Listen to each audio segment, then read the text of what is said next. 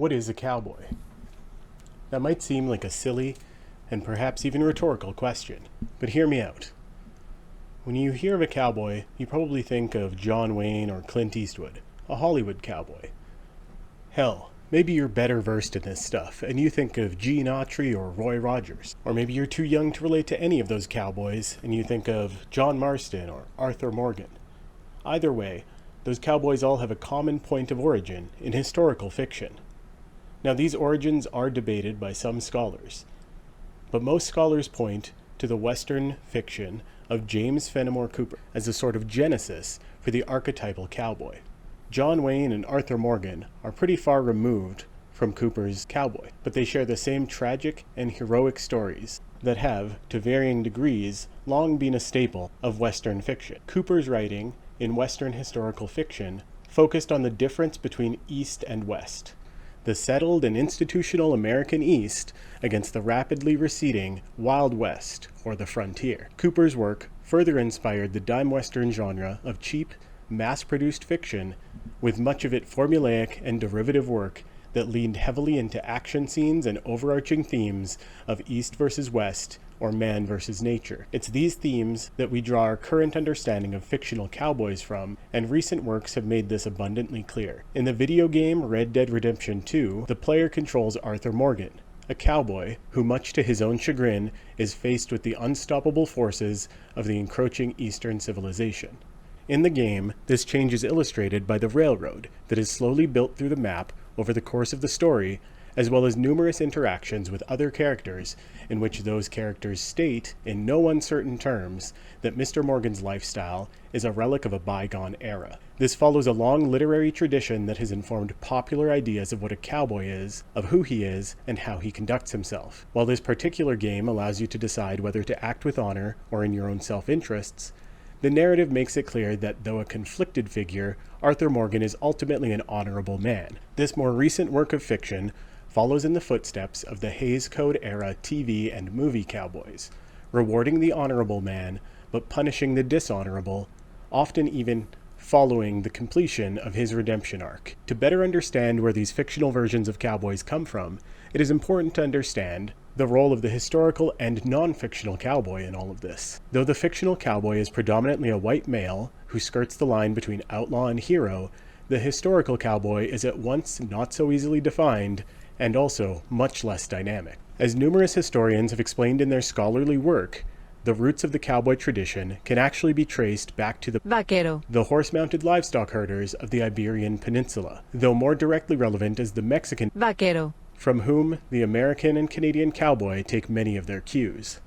The Spanish came to the New World in the late 1600s, spreading throughout what is now the southwestern United States, as well as Mexico. Now, I won't get too into the Mexican as that topic deserves a video of its own, but it is important to understand that, though we often think of Texas when we think of cowboys, the tradition has roots in Mexico that can be traced even further back to Europe and to the colonization of the Americas. The Texas cowboy tradition is distinct from the Mexican and the American version of the cowboy will be the focus of the remainder of this video. But let me know if you'd like me to examine the Mexican tradition in a future video. The Texas cowboy tradition comes from an adaptation of two sets of cattle herding traditions. Much of the iconic imagery of the cowboy, the wide-brimmed hats, the boots, and other aspects of his appearance are directly related to the Mexican with regional changes for climate and for the type of work being done.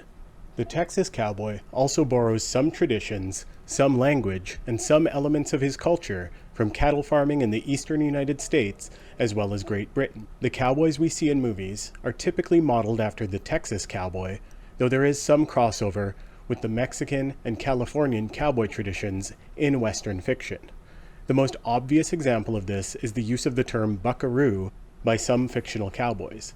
Buckaroo is widely believed to be an anglicized version of the word vaquero, and was widely used by California cowboys to describe themselves and their fellow cowboys. Despite roots in Mexico and in Portugal and Spain, the fictional cowboy is predominantly portrayed as a white English speaker, and in some fiction, he may know Spanish from his time working or living in Mexico or in Hispanic communities in the American Southwest, but it's not a requirement to fit the mold. So while the Hollywood cowboy is predominantly American and white, the historical cowboy was not necessarily either of those things. As Jacqueline M. Moore explains in her book, Cowboys and Cattle Men, following the abolition of slavery in the United States, class, rather than race, was the common tie between cowboys in Texas. Moore explains that many black slaves were made to do the difficult work of cattle driving, and many were enslaved by ranchers and made to do the work that ranch hands and cowboys would do. Free men were also employed in these roles, sometimes having honed their skills prior to gaining their freedom. This meant that following the Civil War, many black men in Texas had the employable skills of a cowboy and would be hired by wealthy ranchers, along with other cowboys as they were needed. It also meant that while fictional cowboys would become pop culture icons, most real cowboys were working class, poor, and migrant. Hardly the glamorous heroes of fiction riding into town to sweep the newly arrived Eastern women off of their feet. However, there is more to the cowboy than just his historical roots as a ranch hand. As I mentioned at the outset, the cowboy of fiction informs much of our understanding of cowboys as historical figures as well. I won't get too deep into the fictional cowboy stuff here, but the overarching theme of a good portion of Western genre fiction, as I mentioned, is the contrast between East and West, between settled society and the wild frontier.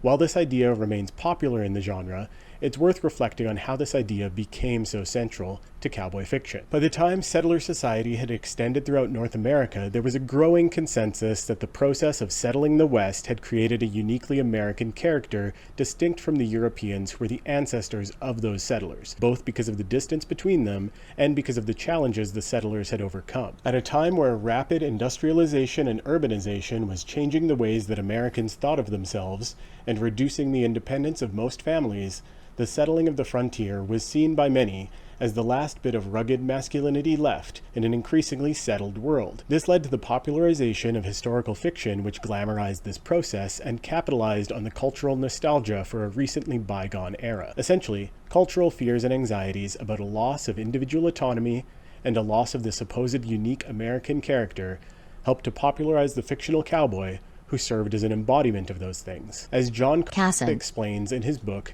Houdini, Tarzan, and the Perfect Man, these same notions of masculinity and the same concerns about what industrialization and modernity would do to that masculinity were present across multiple facets of pop culture and entertainment in the late 19th and early 20th centuries. So it is in this context of nostalgia, of concern for masculinity, and of anxiety about American culture that these Western genre fictions became popular, and served to reinforce existing ideas about the frontier and about history. Anyways, that's my brief, roughly 2-minute rundown of what a cowboy is. My next video will be about the other, still existing version of the nonfiction cowboy, the rodeo cowboy. So stay tuned for that, and subscribe if you don't want to miss it.